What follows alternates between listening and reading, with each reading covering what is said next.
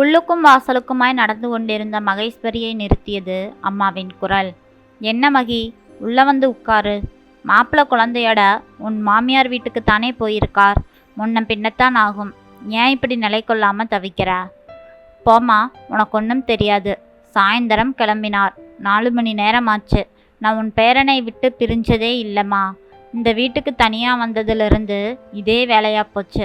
ஞாயிற்றுக்கிழமை ஆனா போதும், சனிக்கிழமை ராத்தியில இருந்தே எங்கள் அத்தை போன் போட்டு நச்சரிக்க ஆரம்பிச்சிடுவாங்க. பேரனை அழைச்சிட்டு வா கண்ணு, கண்ணுலையே நிற்கிறான்னு ஒரே புலம்பல் தான். காலையிலேருந்து நீ தான் பாத்தியே, எத்தனை ஃபோன் வந்துச்சுன்னு சலித்து கொண்டாள் மகேஸ்வரி. அம்மா சிரித்து கொண்டே கேட்டாள், அதில் என்ன தப்பு மகி? பேரனை பார்க்கணும்னு அவங்களுக்கும் ஆசை இருக்காதா? இத்தனை நாளும் குழந்தையோட குதூகலமாக இருந்துட்டு இப்போ 2 பேருனா வீடே கல்லுன்னு கிடக்கும்ல. அதான் வாரம் பார்த்தாவுதே. அப்புறம் என்ன, இந்த வாரம் நீ ஊர்ல இருந்து வந்திருக்கிற. இன்னைக்கும் அந்த வீட்டுக்கு போகலைன்னா என்ன குடியா முழுகிடும்? இவரெல்லாம் சொல்லணும். எங்க அத்தையம்மா வந்திருக்காங்க, அடுத்த வாரம் வரேன்னு என உன் மாப்பிள்ளை சொல்லுவாரா என்ன என கேட்டாள் மகேஸ்வரி. அப்பப்பா, மகேஸ்வரி நொடித்து கொண்டாள். பேச்சாக இருந்தாலும் பார்வை என்னவோ வாசல் கேட்டின் மீதுதான் இருந்தது.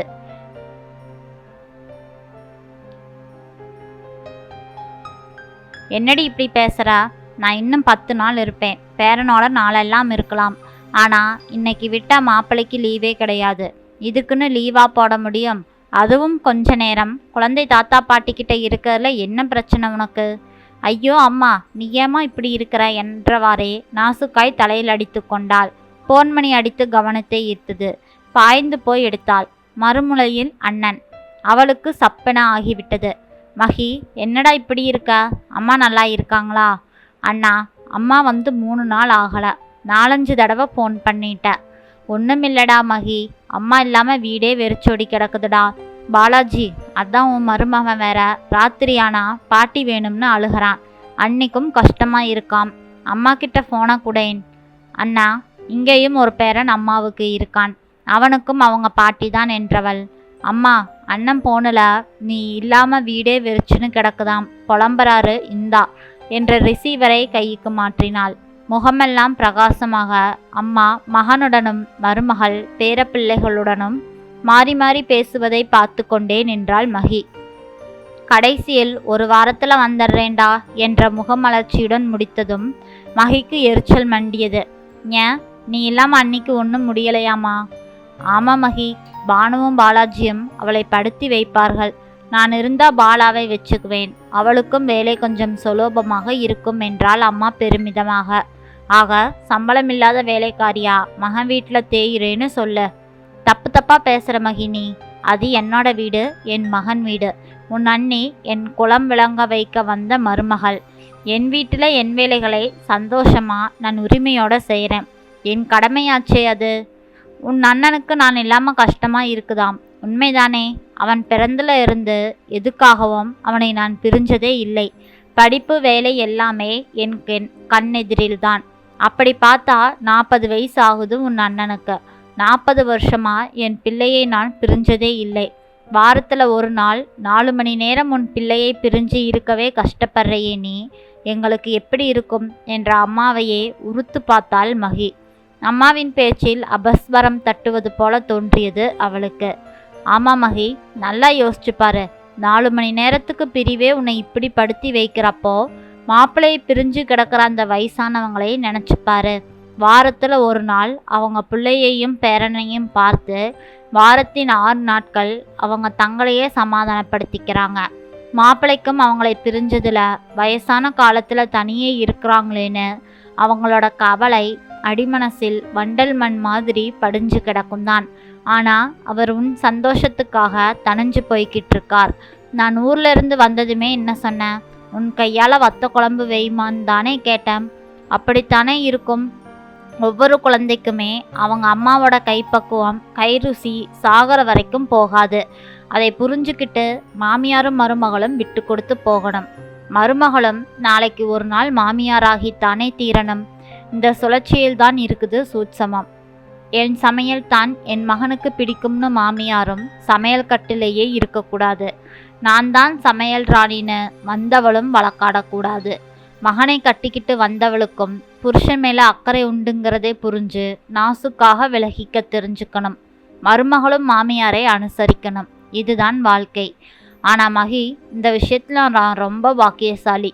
உன்னை போல ஒரு மருமக எனக்கு வாச்சிருந்திருந்தா இந்த நேரத்துக்கு நான் ஒரு முதியோர் இல்லத்திலோ இல்லை தன்னந்தனியே கிடந்தோ அவதிப்பட்டுக்கிட்டு இருந்திருப்பேன். நல்ல வேளை உன் அன்னைக்கு இந்த தனி கொடுத்தன ஆசையெல்லாம் இல்லை. அதனால என் மகனை பிரிய வேண்டிய அவசியமும் இல்லாம போச்சு. உத்தமமான பொண்ணு அவ. அம்மாவின் குரல் பிசிறே இல்லாமல் வெண்ணெயில் இறங்கும் கத்தி போல இறங்கியது. மா, என்னம்மா பேசுற? நான் நீ பெத்த பொண்ணுதாம்மா என கண்ணீர் குளம் கட்டியது. பெத்த பொண்ணுதான், இல்லைன்னு சொல்லலையே. தங்க ஊசிங்கிறதுக்காக கண்ணுல குத்தினா ரத்தம் வராதா என்ன? வயதான காலத்தில் இப்படி பண்ணக்கூடாது. 20 வருஷம் கழிச்சு பூமரங் மாதிரி நீ பண்றது திரும்பி உன்னிடமே வரும். அம்மாவின் கேள்விகள் ஒவ்வொன்றும் சுருக்கென மனதை தேய்த்தன. மௌனமாய் தலையை கவிழ்ந்தாள் மகி. அம்மா மெதுவாக அவள் அருகில் அமர்ந்து தலையை கோதினாள். மகியின் கண்கள் நீரை பொழிந்தன. தாயின் மடி மீது தலையை சாய்த்து கொண்டாள். இருவருமே ஏதும் பேசவில்லை. அவரவர் என்ன ஓட்டத்தில் அலைபுரண்டு கிடந்தனர். எத்தனையோ நேரமாயிற்றோ. அந்த மௌன போராட்டத்தை கலைத்தது அம்மா என்ற மழலை குரல். சட்டென துடித்தெழுந்த மகி குழந்தையை வாரி எடுத்து அணைத்தாள். மாறி மாறி கன்னத்தில் முத்தமிட்டாள். என்னங்க, சாப்பிட்டீங்களா என கணவனிடம் கேட்டாள். சாப்பிட்டாச்சு மகி. அம்மா ரொம்பவும் வற்புறுத்தினாங்க. அம்மா உனக்கும் அத்தைக்கும் ஸ்வீட் கொடுத்து அனுப்பியிருக்காங்க பாரு என சில்வர் சம்படத்தை நீட்டினான். வாங்கியவள், ஏங்க, நான் ஒன்று சொன்னால் கோபப்பட மாட்டீங்களே என்றாள். அவனோ புரியாமல் அவளை பார்க்க அம்மா பேரனை தூக்கி கொண்டு உள்ளறைக்கு சென்றாள். என்னங்க, இந்த ஞாயிற்றுக்கிழமை அவஸ்தையெல்லாம் இனிமேல் வேண்டாங்க என்று துவங்கியதுமே அவன் முகத்தை திருப்பிக் கொண்டான். அவன் புறமாய் வந்து நின்றவள், ஆமாங்க, இந்த அவஸ்தை வேண்டாம், நாம் பழையபடி ஒன்றாகவே இருப்போம் என்றதும் அவனுக்கு ஆச்சரியம் அதிகமாகிவிட்டது. புரியாமல் திருத்திருவென விழித்தாள். மகியே தொடர்ந்தாள். உண்மைதாங்க, மாமா அத்தைக்கிட்ட நான் மன்னிப்பு கேட்டுக்கிறேன். நாளைக்கு என்னை அழைச்சிட்டு போங்க. நான் களைச்ச கோலத்தை நானே சரி செய்து அழகாக போட்டுடுறேன். என்னை மன்னிச்சிடுங்க என தோளில் சரிந்து கதறியவளை அணைத்து கொண்டான். உணர்வு மேலிட்டில் உடம்பே ஆடியது. குப்பென்று கண்ணீர் பூத்தது. அவள் முகத்தை கைகளில் ஏந்தி அவள் கண்களை சந்தித்தன அவன் விழிகள். உண்மையை தாங்க பேசுகிறேன். என் தப்பை நான் உணர்ந்துட்டேன். பழையபடி நாம் சேர்ந்தே இருப்போமுங்க. வாரத்தில் ஒரு நாள் சில மணி நேர பிரிவை, 4 வயது குழந்தையோட பிரிவையே என்னால் தாங்க முடியலையே. அத்தை ரொம்ப பாவங்க. அவங்க எப்படி உங்களை பிரிஞ்சு இத்தனை நாள் தாங்கி இருப்பாங்க? அத்தையோட மனசு உங்களை பிரிஞ்சு என்னமாய் வருத்தப்பட்டிருக்கும். மறுபடியும் என்னை மன்னிச்சிருங்க என்றவளை இறுக அணைத்து முத்தமிட்டான்.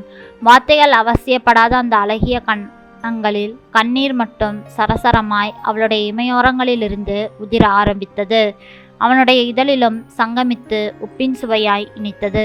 எங்கோ அருகாமையில் பெய்யும் மழையின் பூமி நனைந்து சுகமான மண் வாசனையை எழுப்பியது. மெல்ல இழைந்து தம்பதிகளுக்கிடையில் நுழைந்து விசாரித்தது.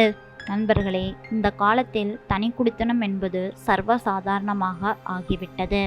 ஆனால் அந்த காலத்திலெல்லாம் கூட்டு குடும்பத்தில்தான் எவ்வளவு பெரிய பிரச்சனைகள் ஏற்பட்டாலும் விட்டு கொடுத்தும் அனுசரித்தும் வாழ்ந்து கொண்டிருந்தார்கள். இன்றைய தேவைக்கு தனி குடித்தனம் என்பது மிக மிக அவசியம்தான். ஆனால் அதே சமயம் வயதான பெற்றோர்களை தனியாக தவிக்கவிட்டு நாம் தனி குடித்தனம் செல்வதின் அவசியம்தானா என்று ஒரு முறைக்கு இருமுறை யோசித்து செயல்பட வேண்டும். மாறாக அவர்கள் மனதில் வெறுமை ஏற்பட்டு விட்டால் அவர்களின் வாழ்க்கை என்பது கேள்விக்குறிதான். வயதான பெற்றோர்களை தனியாக தவிக்க விட வேண்டாமே. ஒரு முறைக்கு இருமுறை யோசித்து தனி குடித்தனம் செல்வதை தவிர்ப்போம்.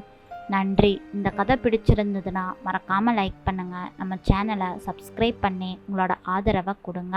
நாளை வேறொரு கதையில் சந்திக்கலாம். நன்றி.